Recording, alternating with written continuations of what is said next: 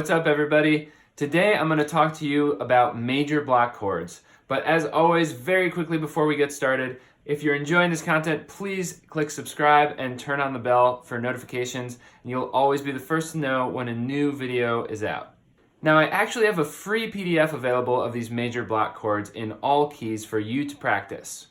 All you have to do to get it is just subscribe to my email list, so check out the link in the video description and make sure to subscribe and I will have that sent right over to you.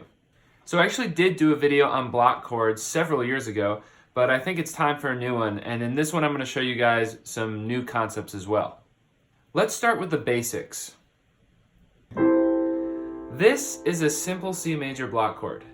Technically it's a C major 6 chord because we have the A here, the major 6 of the chord. Block chords are really useful because you can basically move them around in blocks. And because they have an octave on the outside, they're really a great way for voicing melodies. Because of that, a lot of people use them for sax solos in big bands, for example, for arranging. So they're very useful for arranging. Now, at the most basic level, what we can do when we're learning block chords is start with this C major block chord. So from bottom to top, it's going to be C, E, G, A, C. Again, a very simple C major 6 chord. You're going to want your left hand to be moving up a scale for this exercise. So what I'm going to show you now is the most basic exercise we can do when we're very first starting learning block chords. We're just going to move the chord up a C major scale. With that said, I want to make sure that the left hand is properly set up to move up that scale with the proper fingering. So let's just make sure our left hand C major fingering is correct.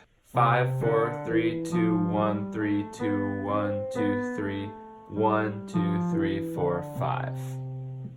Our right hand is literally just going to take this original chord and we're just going to move right up the scale, each note going to the next note in the scale. With C, it's super easy because it's all white notes. So let's combine the two hands together.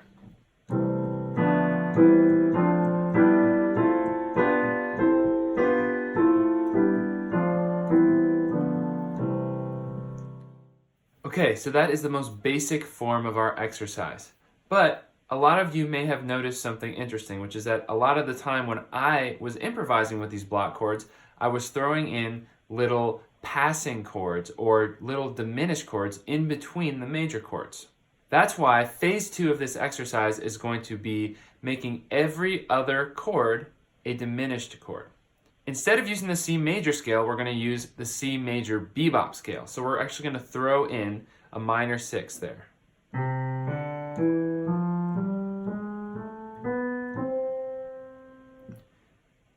So the fingering becomes 5, 4, 3, 2, 1, 4, 3, 2, 1, 2, 3, 4, 1, 2, 3, 4, 5.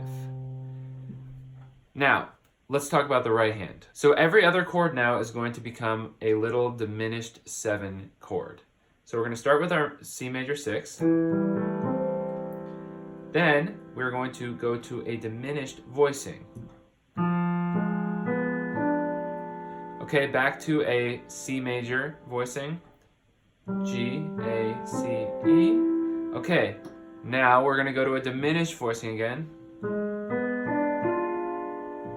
And so on.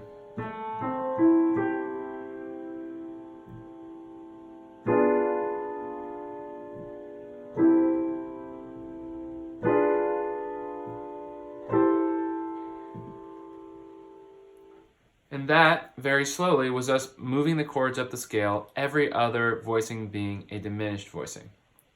We use the bebop scale because that gives us an even amount of notes, so we have an even amount of switches between diminished and major chords. Now let's look at both hands together and how that sounds.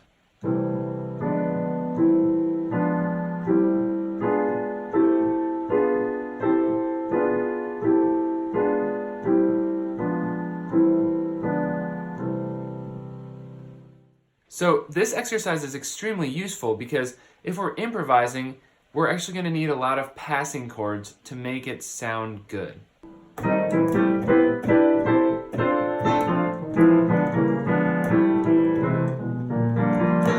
So I never really spoke about improvisation in my last video, so today I want to talk to you a bit about how we can actually apply these.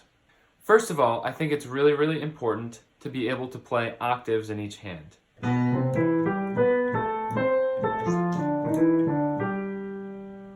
Let's just take that simple lick.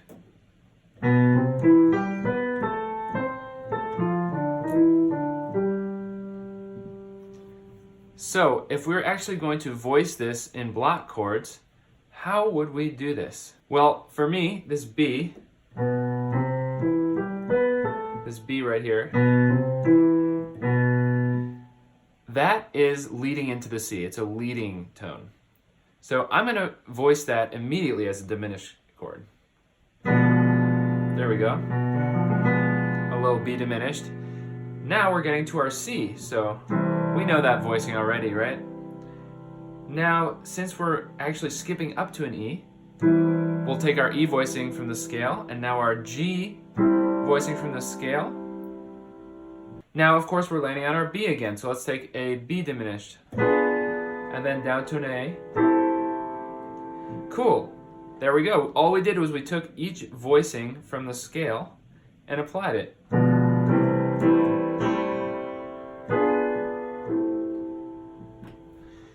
Let's keep going with the lick. So now we're actually landing on a D minor chord, right? So we started on a C major chord. Now we're landing on a D minor chord. So this part of the lick. Just to play the lick for you once with chords, it would be C major, D minor, G7, back to C major.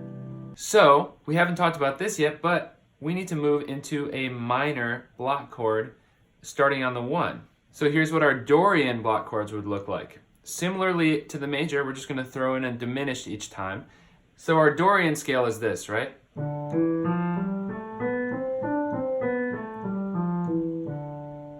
We are going to make it a Dorian scale with an extra added note, just like we did with the C major scale.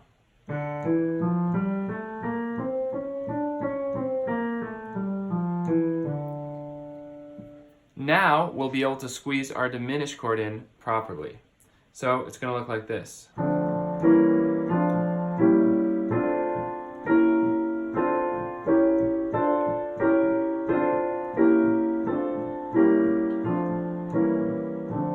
Awesome. So let's take it from the D minor. On the top we have our C. So we can do this voicing. Just a nice simple D minor 7 with the C's in the octave for the block. And we will go down our lick, and then E on the, we'll do a diminished on the E. So we've gotten this far so far.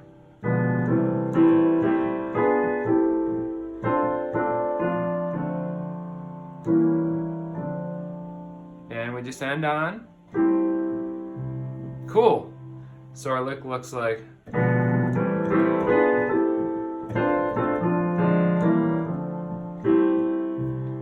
Very nice, and voila, we have ourselves a beautifully voiced block chord lick. So I hope that this video has really illuminated how block chords work and how we can use them for improvisation. This, of course, was focusing specifically on major block chords and also, of course, the Dorian counterpart that we used for the 2-5 there. Thank you guys so much for watching. As always, make sure to click subscribe and turn on the bell for notifications, and I will see you guys at the next video.